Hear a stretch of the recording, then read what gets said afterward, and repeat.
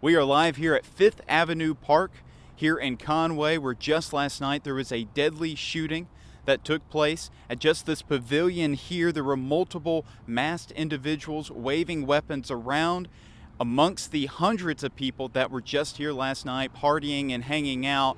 Since then, there have been 11 confirmed individuals who have been shot. 9 of those were injured. 2 have since died.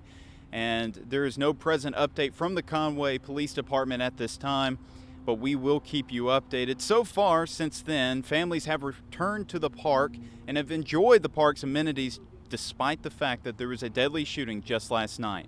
Well, on your side with KATV Channel 7, I'm Chris Gay. When Eddie's day begins, he's overjoyed when there are empty kennels here at the shelter. But as his day progresses, those kennels hit full capacity as every day more and more animals are being surrendered by their owners. We are here on the campus of Ouachita Baptist University in Arkadelphia on Tuesday.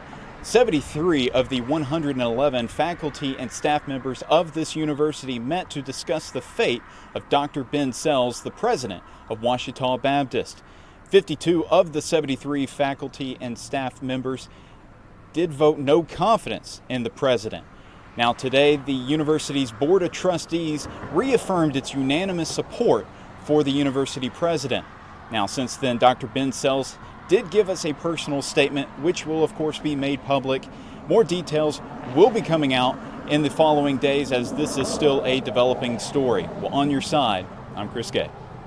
Well, the transfer portal has completely reshaped college athletics. Some see it as an issue exclusive for colleges, but an Arkansas law created something similar to the portal, which threatened the integrity of high school sports in the natural state. It has just been over 2 years since Arkansas Governor Sarah Huckabee Sanders signed the LEARNS Act into law. This law aimed to overhaul the state of education in Arkansas, which included providing students and parents with more school choice options, changing the current high school transfer eligibility rules. So essentially what that did was it allowed students and student athletes to be able to pick the school that they want to go to, no matter where their resident district was. Bobby Swafford, the Assistant Executive Director of the Arkansas Activities Association, and Arkansas Senator Bart Hester recognized that school choice was being used for strictly athletic-based player movement. Well, it makes my skin crawl. I don't think the transfer portal at the college level has turned out what people thought it was going to be, and we certainly don't want that to happen to high school sports in Arkansas. It was just constant chaos. We've just seen, a little bit of constant and continuous transfers. We're for kids transferring when it betters themselves, but look, there has to be some stability within the program. In April, Arkansas House Bill 1633 was signed into law, amending the transfer eligibility rules that school choice initially changed. Public school students can now transfer to a private school and not have to sit out of athletics for a year. However, a student athlete cannot transfer to a school in their resident district and expect to play right away after their sophomore year. They can also not transfer to a new school outside of the resident district without moving into a residence in that new district. Matthew Shepard, a representative in the Arkansas House and a co-sponsor of the bill, is one of several who views this bill as positive. We leveled the playing field between the publics and the private schools as far as when do you have to be there without having to sit out for that year. And I think it just makes sense. We want student athletes and students to have as many opportunities as possible. And if they want to go to another school, they can do so. But there are parameters to that. And that's what I think you see with House Bill 1633. It's going to be better for high school sports. The option to school choice is still certainly there, and it's going to happen. But it's going to clean it up. And I think the integrity of the game in our state is going to be better for it.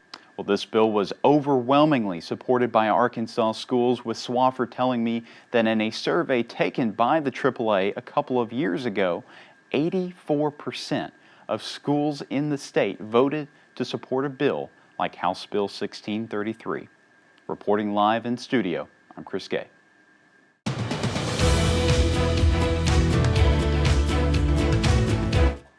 Well, good evening. Nationally acclaimed chef and Master Chef finalist Jennifer Mon is set to open a new restaurant on the first floor of Little Rock's Bob Brooks building. Attorney General Tim Griffin announced today that Mons Restaurant Fleur will serve French-American cuisine. Well, another public health issue we are following here in Arkansas is the closure of swim beaches due to E. coli contamination. The ADH currently reports 10 public swim beaches, which you can now see on your screen, have been closed for high E. coli density. Some bodies of water, such as Beaver Fork Lake and Conway, will remain open for boating and fishing, but I shouldn't even have to say this. Please do not swim in that. Federal student loan collection started back up today. The Department of Education is ending a roughly 5-year-long pandemic-era pause. The move could impact more than 5 million borrowers. According to the Alzheimer's Association of Arkansas, more than 60,000 Arkansans 65 and older are living with the disease, and nearly 24% of people 45 and older have signs of cognitive decline. And of course, we want to continue to remind you that Wednesday is the National Real ID deadline. Starting May 7th, U.S. citizens will be required to have a real ID to board a flight or enter certain federal buildings. This push dates all the way back to 2005, when Congress passed the Real ID Act in an effort to establish continuity and security across states' method of accepting identification. A historic season continues for the Arkansas Razorbacks, who were named the number 4 overall seed in this year's NCAA tournament. That number matching the 2022 season for their best seeding ever.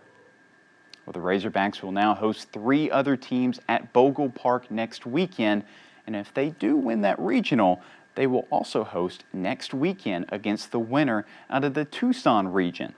This week, federal officials will be finally on the ground in North Arkansas to assist with tornado recovery. Now, this comes as last Tuesday, President Trump reversed a previous decision to deny a major disaster declaration to the state for the devastating storms in mid-March. With the declaration now in place, FEMA can assist Arkansans through grants and low-interest loans to fund home repairs. Back in April, FEMA rejected Governor Sarah Huckabee Sanders' request for an emergency declaration, saying that the damage was, quote, not of the severity to be beyond the capabilities of the state. Now, joining them this weekend in Fayetteville, Oklahoma State, Indiana, and St. Louis. All 3 of these teams have 33 or more wins. Oklahoma State will likely be the best opponent Arkansas will face, as they are 21st in RPI and have plenty of historic success. Now, we may be looking ahead, but Coach Deifel, not just yet. The ADH says that high E. coli levels are usually due to large geese, feral swine populations, stagnant water, and warmer temperatures.